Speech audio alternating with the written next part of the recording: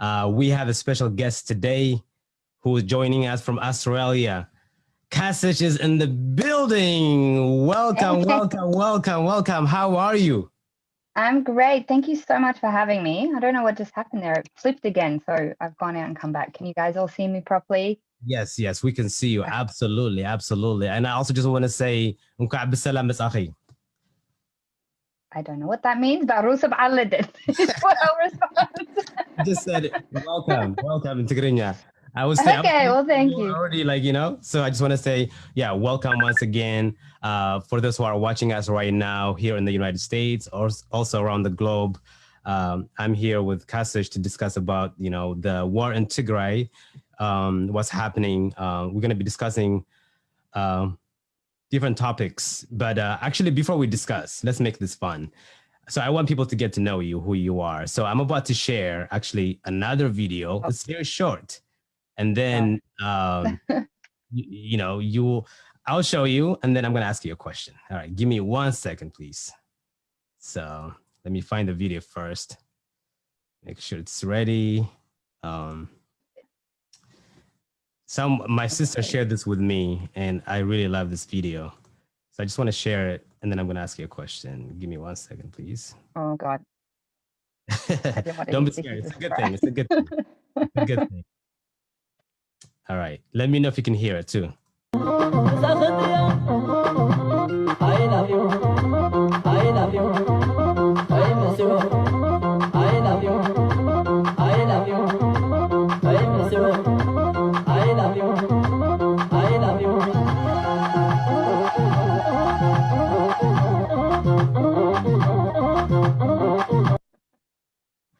Right, that was the video. My one YouTube clip that I've got up so far. I haven't.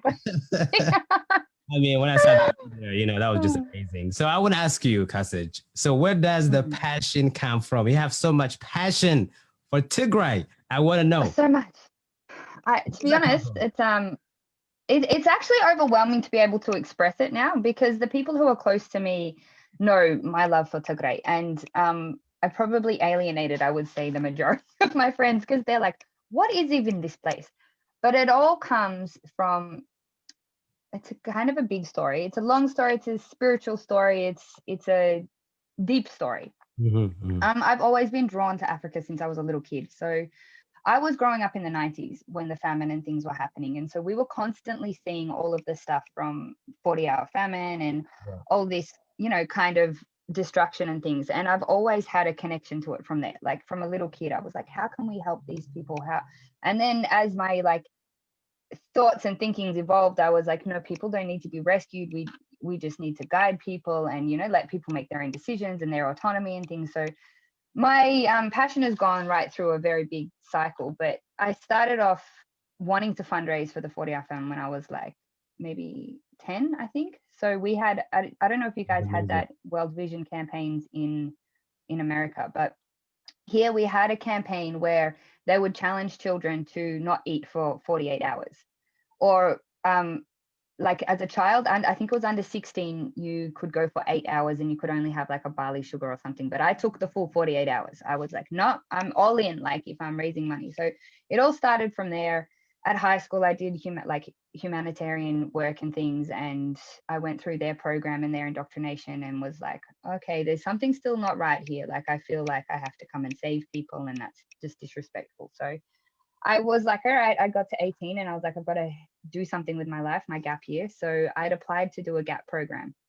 And, I'm rather lucky. I grew up with quite a good background and a lot of privilege and a lot of honor to be able to do these programs. So I'd applied for Kenya, Tanzania. There wasn't one in Ethiopia and South Africa. Or a study. And I got to South. Yeah. So, to volunteer, a volunteer program for 6 months. Got you. Okay. So I got to South Africa and I was like, I'm still not in the right place. I just felt like I have to be here, but I don't know where I have to be, but I'm not in the right place yet. Okay. So we went, after that, my mom came, we traveled Kenya, we traveled Zimbabwe, we traveled Tanzania. So we got close to Ethiopia, but I was never there. And then in 2012, a friend of mine was traveling and I was like, all right, well, I really want to go. and that all fell up. And then another friend was like, well, there's this guy that's traveling and he's from here and you've met him, so why don't you just go travel, like Ethiopia, like just go. And I was like, all right, like this young fresh girl, I've been around Europe, I've never been to like Africa on my own by myself, and I don't even know this person, but I was just like, this hunger was like, you've got to go, like you've got to go, this is where you've got to go.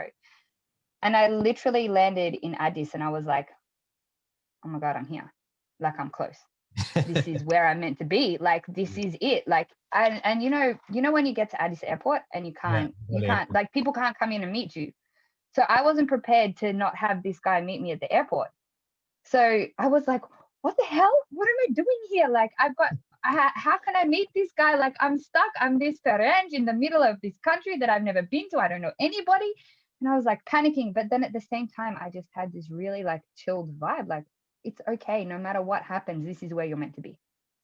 So I guess it all started from that trip in 2012. And him and I ended up having children. So they're Tigray, like my Rayaweyti, my little kids. So that's awesome.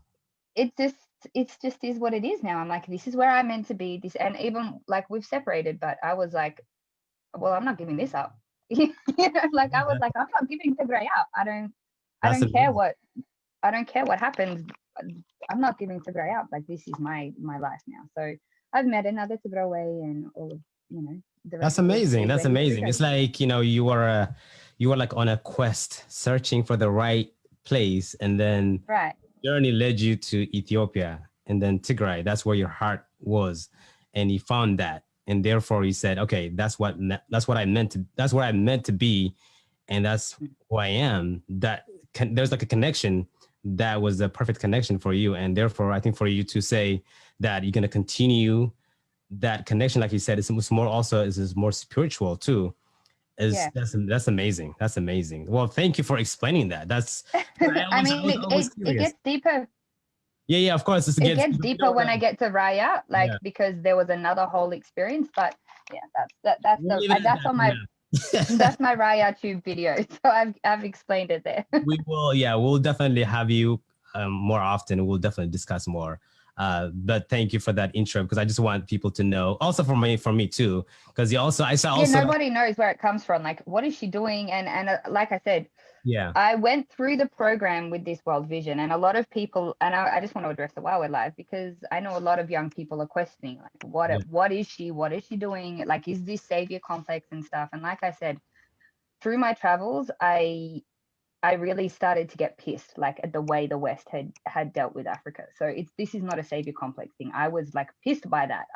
I recognized it, and I was like, well, you guys are interfering in so much. So it doesn't come from that perspective at all. Like I said, I've become one of the people. This is where I live. So my fight is your fight. Your fight is my fight. It's not, I'm here to save you. I'm here to work with you to, like, let's get the right solutions for Tigray, not what the West is doing.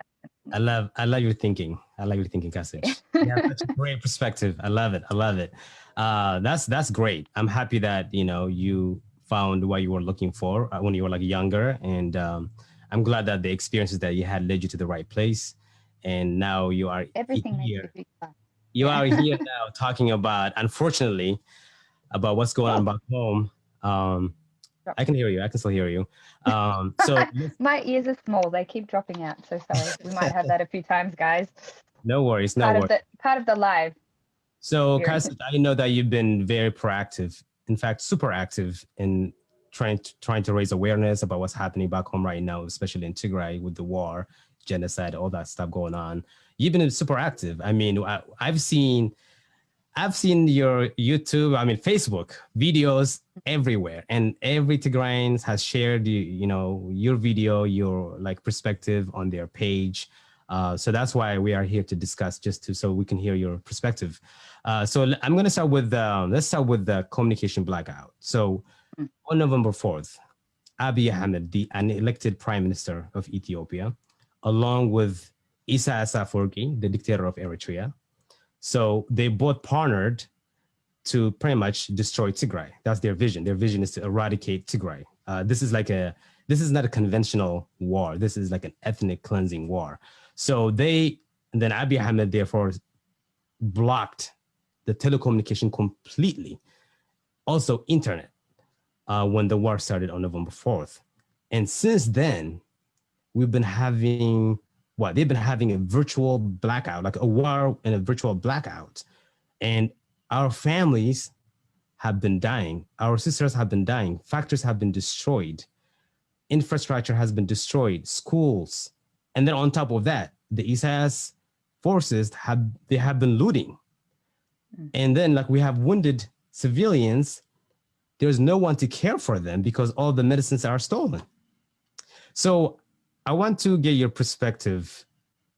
Why do you think they decided to block the telecommunication and internet? I was thinking about how I was gonna like approach this question, because there is so many different factors to it. And I think when we look at it, first of all, like let's break it a little bit down further. This has been a long-term strategy in Ethiopia. So whenever a disaster happens, internet's gone. Like it's happened. I remember when I was there in 2016, there was no internet in Oromia region. So this unfortunately is a strategy that has been played out for some time. So I think a lot, and you have to question why is this a strategy that people think is appropriate to use in Ethiopia? Like it's not really appropriate anywhere else to do this. But it always comes down to the fact for me that Abiy is not only trying to manipulate the West and the information coming out so that he can't be tried on war crimes or he can't be exposed for his horrible nature, which is what I'm trying to do every day. Like I will just call him out for what it is. But it's also to manipulate the masses, because Abiy's leadership is fragile. He was not, like you said, he was not elected. He hasn't got any impunity when it comes to being the prime minister of this country. The TPLF is the only elected government still standing in Ethiopia. So for me, a lot of this is more about it is about, number one, manipulating the West. But we know that the West, we've shown them like what's going on. They know what's happening. They have questioned him. They're trying to get him. But it comes down then as well to, well, who else does he want to trick? And as you can imagine, my inbox gets flooded with a lot of different people, like a lot of different people that just don't know what's going on. And I did a video on this a few days ago, and I got some people getting like kind of upset at me about it. But there's a theory behind what I'm saying. Abiy controls the media. He controls every single media station within Ethiopia. Oh, absolutely. If there is no internet, and we do a really good job as Tigrayans exposing his rubbish. But if there's no internet, our stories can't be told. So in some ways he will legitimize what he's doing by saying that he wants to prevent anarchy. Yeah, like he's doing this, and that's the justification. I guarantee when he goes and speaks to those Westerners, he's like, oh, this is because they're an anarchist group. You know, he'll pull back on the historical ties of the TPLF as well. Like he's going to be pulling a lot of different political cards, like, oh, they're a communist group, they're an anarchist group, he's got the right words in his head. Like the guy's not educated, I don't think, but as well as we like to think he is, but he's got people giving him the right words to use. So the communications blackout is not, I think it's a punishment for us. So we can't be vocal, and we can't show we can't expose him. But it's also to make sure that there is no way that anybody else within Ethiopia can figure out what he's doing, because he's trying to get votes. The guy's illegally there. He's got no votes in. He's got no representation. All the people that he's put in his prosperity party throughout the country, they've never been voted in by their people. So they're all either, that party has never been voted in. So I think a lot of it is to do with manipulation of the masses.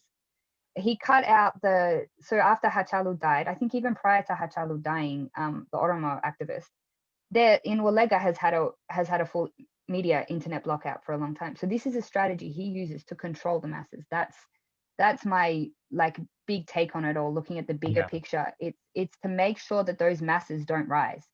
So the more we can try and connect into their media sources or into their social media bubbles, because I said this the other day on my video, when you're in social media, you're in a bubble. So all Tigray will know what's going on. Like we know, every single one of us online knows what's going on. But unless those videos are shared into the masses, into their bubbles, they're not going to find out if they don't have the access to the media. So, and on top of that, he doesn't let any independent investigators to go investigate, right? Exactly, but then, like, you know, even if he says no to any independent investigators, right, to investigate the truth, but can he still hide the crimes, the atrocities that they have committed? How could he hide it? I mean, it's obvious, right? We have victims, and then we have factories like looted and destroyed. I mean, do you think he will hide do you think by doing like this communication blackout, he will hide his crime, his atrocities? it's not that. He's trying to buy himself time to make up his lies. Like, he's a narcissistic, he's got narcissistic personality disorder written all over him. Like, I'm going to call it, you get any professional psychiatrist or psychologist to watch his videos for at least, you know, a month, they will be able to diagnose him like that. He's what is it, like a tactic of a narcissistic person to keep control is to admit to their lies. They actually will admit to them. So as we saw, yes, what did the guy say the other day? I think one of the Makala people said that yes, they have looted, but it's a good opportunity to rebuild. So they will twist their lies. Abiy and we have to be one step ahead to realize that this guy's going to twist it. He'll come out and he'll admit to it now because he has to, but he'll twist it with a positive connotation. Like, that's part of his cult. That's his cult control. That's how he's got all of these people behind it. Yes, these bad things happen, but you know, God is going to make it better for us. And this is how it was, you know, like, he's going to twist the messages because that's what he does. This over the top positive thinking is going to twist it. And then you've also got the fact that he employed the Amhara elite. Why? Because their biggest grievance is Tigray. And also why? Because they've been whinging the most to Amnesty and Human Rights Watch for the longest, making up a lot of crap. Like, nothing that I think Amnesty has not been able to prove any of the stories that they've reported on. The investigations are never like provable. But the fact is that he knows that he's got that support behind him. So it all comes down to the games that he's playing. He's playing psychological warfare as much as he's playing you know, physical warfare. So would you say that that's like his ultimate goal? His ultimate goal by blocking the telecommunication is, one, to manipulate the masses, of course, like in Ethiopia, the ones who support him, because as you can see in the video, whenever he says something, right? Oh, we contacted Debretsion, everybody started clapping, but that was completely a lie and false propaganda. So he pretty much using, like, he's using his own media to manipulate, you know, his own people, right? His followers, but he's also blocking the telecommunication and internet so that way nothing truth comes out to expose him, so what kind of leader he is. Yeah, go ahead. So we can't expose it to the rest. So like I said, I think he's fragile. His leadership is fragile. His position is fragile. Most of his support comes from outside of Ethiopia. Most of his support comes from the diaspora, because he's promising them with his propaganda that I'm going to give you your you know, empire back. I don't think, and he's managed to manipulate and control a lot of the higher up leaders inside the political sphere.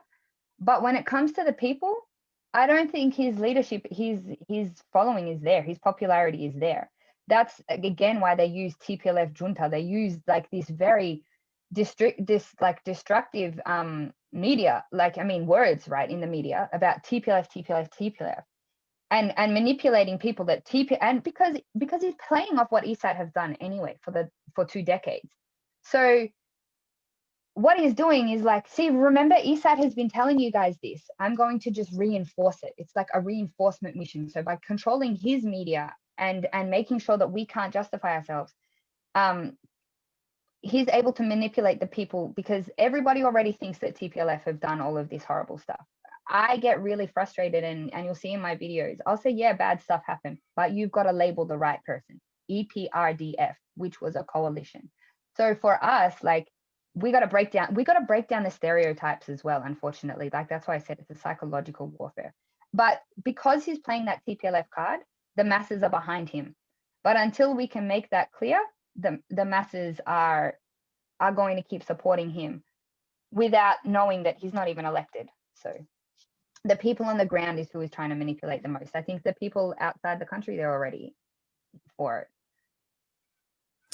Wow. Yeah, absolutely. I mean, you know, he can try to manipulate his own people, trying to, you know, tell them lies. They may believe it now, but they will be disappointed because everything he's lying to them, right? sometimes you wonder, how could they believe it? How could they believe, like, for example, that example I just told you about Dr. Debrocion, that they like killed him, or like, oh, he went to Sudan, and all that lie and propaganda, and everybody started clapping. In fact, they started like shooting in the air, and then I think they killed 2 people or something like that. It was a lot of nonsense. See, but see how these people are easily controllable. They can easily be controlled and manipulated, and that's how dangerous that is, to our society. So like, if anything he tells them, that means they believe it. So that means, like you said, if they, for example, like any crimes that he's been committing to this day, and he tells them, oh, it was the TPLF who did it, and then they will believe it. They don't even question it. That's very dangerous. It is extremely dangerous. And I think this comes down to, again, everybody people misunderstand what Meles was trying to do. Meles himself knew that if the masses were not educated, they couldn't critically analyze the media. And the thing is, we've got a gift in the West, like we're taught to criticize. Oh, I just froze for a second. We are taught in school to critically analyze the media. I mean, for me, anybody who follows any media is susceptible to this brainwash. Everything should be questioned. But for them, and I know like older generations, even here, like my family will quite often just be like, oh, it's the media, so it's right, yeah? Or the prime minister said it, so it's right. It's this naivety, which is beautiful, which makes Ethiopia, that pure heart. But it's this naivety to question authority. And unfortunately, until we start like opening up the philosophical like pockets in our brains to question authority, we're going to continue to see this kind of behavior for decades. So yeah. Great. Okay, let's move on to our next discussion. Okay, so the next discussion topic is, of course, the involvement of Eritrea. So we know that, I mean, the US was able to confirm that the Eritrean forces are in Tigray, and they have been killing civilians. They have been looting. In fact, they have actually satellite proof that when they went to Shemelba, the refugee camp, where like around 100,000 Eritrean refugees, they went there, they killed a lot of refugees, they burned, they abducted. So also from US diplomats, source, they have credible sources that the Eritreans are there. When Abiy Ahmed was asked in the beginning, I think by the UN commissioner, he said, no, they're not involved. They're not in Tigray. They are just like in Badime, et cetera, et cetera. And then as time went on, we keep getting more evidence that, in fact, they are there fighting against the Tigrayan forces. And they've been doing so much damage. So I want to ask you, and then now, eventually, because the thing is, they cannot even escape. They cannot even hide their lies anymore, that the Eritreans are not involved, right? Because, again, the West has documented this already. They've documented it. They're already there. So now they're kind of like, backpedaling again. It's like, oh, yeah, I don't know if you saw the video. He said, one of the generals said that, the Eritreans entered Tigray when the North Command was attacked. Just think about what the reasoning that they're using. I just want to. I want your take on this. So what do you think? Like, I mean, they have this not even logical reasoning, to come up. They come up with the worst excuse. Again, this is what I'm saying. This is what a narcissist does, or a cult leader does. They will admit to their crimes. Like that's what I was saying in the previous one. They'll admit to it, but they will put a spin on it, like a positive spin on it. Like, I broke into your house and I robbed your things, but I really needed to because your mother invited me. Like they just manipulate their listeners. And again, it goes back to the media blockout. They need to be able to do this to manipulate their masses. But when it comes to his denial, everything Abiy does is strategically planned. Okay. Somebody said to me the other day, and I put it up on my Twitter, the minute the riots happened in America. And I said, watch out, Abiy's going to make another move. Just the question is where. What was his move? Admitting to sorry, my kids have just come in. Admitting that they were there, right? Now, there's a strategic reason he's admitted to that today, or on that day when nobody's watching, while nobody is paying attention. Again, like he did with the war at the beginning. He was strategically planning this war for a long time. I don't know how many people are aware, but like sources were saying from inside of Tigray before the war started, how many people he actually sent into the borders. Yeah. So how many people that the TDF had already captured prior to this war even being started. Strategically, he had to deny it. So I was talking to somebody, I'm not like a war expert and stuff, but somebody was explaining to me about Vietnam War. Vietnam War, for the entirety of the Vietnamese War, they said it was a law and order mission. Does that sound familiar to you? It's Absolutely. a law and order mission. Mm-hmm. The reason they use that title, law and order mission, is because part of the UN, like being signed to the UN Convention of Peace or whatever, I'm not sure, again, I've got to learn all these terms, but is basically when it's still a law and order mission, the West can't help you. So that's how we get every single dictator in Africa continue to run, because if anything uprises, they just label the group that's rising as an internal terrorist. Like they do it to the OLF like every 2 months. Like, oh yeah, we like the OLF today because they're helping the Oromo. But no. This month they're an internal terrorist. So all they need to do is label that group, the TPLF junta, as they want to call it, a terrorist, and it's a law and order mission, so the West can't come in. So if he admits to it being, and this is what's kind of worrying me, if he admits to it being now an international war, he's inviting the West in. He's saying, okay, you can come. So we've got to be really careful how we play this too, because if he's admitting that it's an international war now, because it's an international war, two national bodies. Yeah. Like what I think when often I think of international, because I'm in Australia, like we're in an island, I think it has to be more like, from a very external source, but it's a neighbor, so it's an international war. We have to be really careful. Is he inviting people? Is he inviting America in to try and help him with his junta mission? So the things we need to push at right now is that TPLF has impunity. TPLF is, and that's another legal term that he was trying to use. Abiy often pulls himself up as well. Like Abiy often gives you keys on what he's trying to achieve. So he said at one time the TPLF has no impunity. Well, I went back and I'm like, the TPLF has full impunity. So impunity is that they have been voted in. They have been voted in. Abiy hasn't been voted in. Abiy has no impunity. So Abiy often reveals his cards of what he is trying to hide for himself. So the strategic admission, whilst the world isn't looking again, means that he's inviting the world in to try and peacekeep. And I think we've got to keep on top of it and keep aware that that's probably where he's trying to go now. He's probably trying to think that he's playing his cards, and he's like, there's a change in American leadership now. I'm going to sway the Democrats to help me take out this junta. Mm-hmm. So, you briefly mentioned it. Yeah, go ahead. Finish. Yeah, no, that's about it. I think that's why he's clearly denied it for so long. It's law and order, so you guys don't need to touch it. But now it's not law and order; it's an international thing. You guys can come and help me. He's trying to get the change of leadership, the Democrats, to help him take us out. So we need to be really, really careful of that. Absolutely.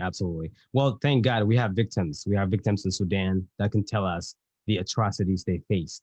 These are innocent civilians. So we have a lot of testimonial stories that can be used as evidence. Also, what they did in Tigray. But I want to go back to what you said. I think you briefly mentioned it about the pre-planning about going like a war with Tigray.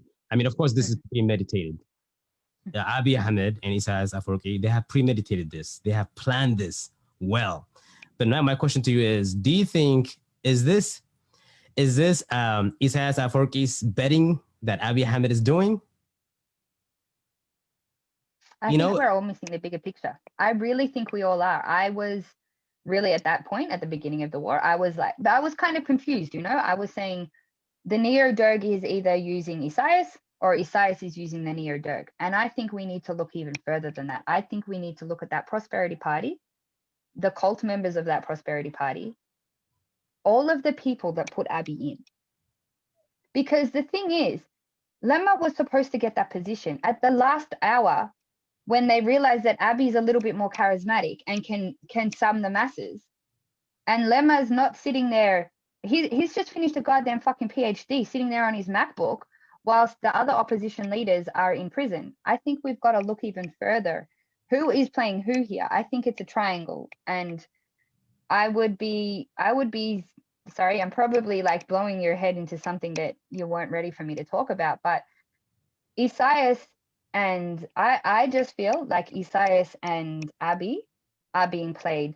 I mean, Isaias and the Neo-Dog are being played to exterminate Tigray, because why Tigray is the only people that will continue to stand, and the TPLF will continue to stand against the non-constitutional implementation of the Prosperity Party, because even the formation of that Prosperity Party very much borders on an unconstitutional, on a constitutional breach.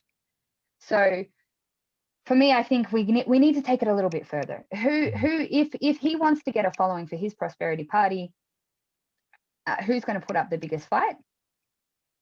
The Oromo nationalists, the Amhara nationalists, and the TPLF.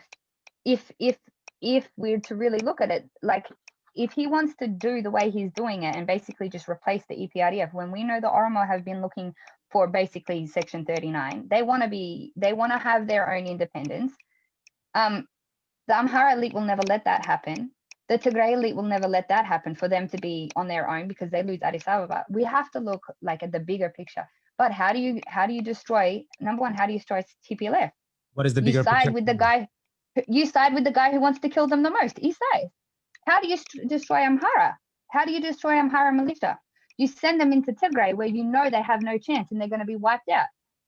So I might be on conspiracy theory here, but I think how else can he sell to Amhara elite and Isaias to work together? This is this is one end of a magnet, this is the other end of a magnet, and they're just going to repel. They're not going to. How? Yes, you have to sell that Tigray is the winner, but what's the end game? I think you said it's more like to eradicate Tigrayans. So I think comes from, for Isaias, I think it's like a deep resentment, like deep resentment and hate. Also for Abiy, it's more like power struggle. So it's like a perfect match for both of them to kind of be in a team. Okay, you know what? Let's try to get rid of Tigrayan. So I think that's the mission that they have. But like he said, it can get deeper. It can absolutely get deeper. Because why is he turning on Eritrea now? His admission that they were in looting and that they were involved, that shows that he's turned on Isaias already. For me, that's what it shows. It shows he's already turned on Isaias. Now, when is he going to turn on the Amhara? When is he going to turn on the Amhara elite? I'm telling you, it's going to come soon. Absolutely. They forced me to do it. I let them back into the country and they tricked me. I let the Derg soldiers back. They begged me to come back into their country, and I let them, and they did this. They are the ones who led the media. That's where we're going to get the militia. That's where we're going to get. He's going to play victim, because that's what a narcissist does. I admit to it, but then please feel sorry for me. So all right. I just think it's a whole other thing. We'll definitely discuss more about this, but that was well said. Thank you.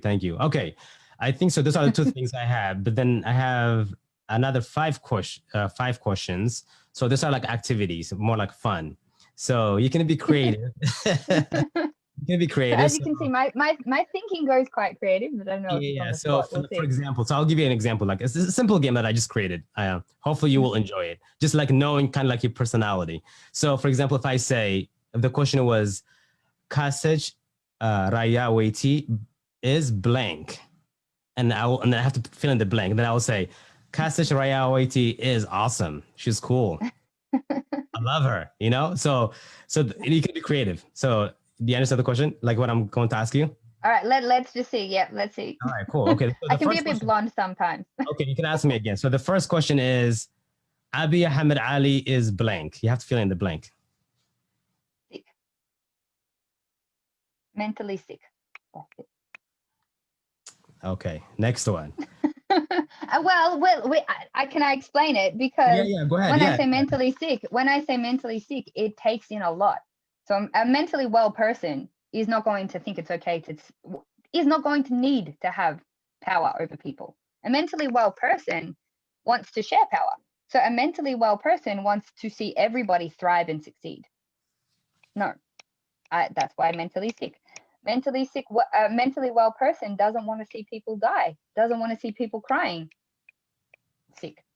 A mentally well person doesn't want to commit genocide. So mentally sick person just covers it all off. All right, cool. Next one. Isaias Afwerki is blank. A psychopath. Dictating psychopath. All right. You know, like that Hannibal movie? That's how I see Isaias. You know, that all those horror movies, like those psychological, like even the Joker. The Joker is what I see him, like a psychopath. Like he will laugh in your face while you have a stake hanging out of your heart. I have like Satan, and for my answer, I have Satan. Well, Satan is psychopath, so exactly. that's what he does. He controls our mental state. So yeah, okay, satanic psychopath. Next one. Dr. Dobrotsian Gabriel is blank. Humble. Amazing. I think he's the opposite to mentally sick and a psychopath. And this is me. People, oh, she's paid by the TPLF. Like, no, I don't even understand much Tigrinya, and I haven't seen him. I've seen his actions. The way he cared for Sarah's wife when she died, like that still literally is like going to bring me tears just thinking about it. I don't know why that death like has really shocked me, but I still cry about it every time I see that. So he's humble and he's brave. Great. Thank you. We have two more. Bear with me. So next one is Getachew Reda is blank. My hero. The truth slayer of the century. I just love him. I love the way he breaks it. I love the way he's not scared to talk the truth. That's my hero. Awesome. And then last but not least, I have Tigray blank. Will prevail. Tigray are not victims. Tigray will never. And if people start playing into victim mentality, like I'm heading offline. I don't want to see it. Tigrayans are the strongest, most resilient, positive people. Like I know a lot of Tegadali, or you know, that generation. Most of my connections is that generation. How have I never met people that are so positive that no, it's cool. Like even we're doing this shit on our own. Even we're gonna fight this battle on our own. We're still gonna win. We won last time on our own. We're gonna win again. Tigray will rebuild. Tigray will prevail. Tigray will be independent. And if that means that they're an independent island within the rest of the world that, you know, controls their economy, controls who comes in and out of their investment, because you've got to look like this whole thing is economically based as well. If Tigray wants to, Tigray will, they are sovereign. They will keep their sovereign identity. And that's what makes them strong and resilient, and that they will prevail. So Amen to that. So for today, I think that's all I have. I just want to say thank you so much, Kasech, for coming to our Facebook Live. We are definitely going to invite you again to discuss different things, because we know that this is continuing. And so we appreciate that you're raising awareness about Tigray. Trust me, you're making a difference, you know. So thank you for using your social media. I just hope I can get some of my messages out to those people that I said are in their blanket, like that are in a blockout and in a brainwash state right now. Like if I can get them to start questioning, and I can get you guys to start looking a step further and a step ahead. Like Abby, I know psychopath people. I've unfortunately had the unprivileged or privileged, because I've been able to learn from them. And if I can get you guys to start like, okay, look at this, he's going to do this at this time, and we start strategizing against his attacks, then I'll feel like I've succeeded. If I don't, that's it. I don't know what I can do anymore. To me, you're making an impact. So any final message before we, I'm going to play music. I have a treat for you. The music will be for you, but before we do that, do you have any final message? You want to say something? Keep united. Keep that mentality that Tigray will prevail. Unpack it. Unpack what it means to prevail and be resilient. You know, like unpack it all and truly take that in to your hearts as Tagaro, as young Tagaro. Like learn from your elders what it means to be Tagaro. Like this resilience, this resilient nature. Because that's what I'm trying to teach my kids every single day. Like, you know, they cry. No, get up. You're not going to do that. We're going to keep going. We're going to keep moving. We're going to keep forward. We don't sit there and feel sorry for ourselves. That's what I want you guys to continue to do. Take that prevail mentality into every day, bring that energy, that you're Tagaro and you will prevail to everything you do in your life, and then I'll be happy. That's my final message.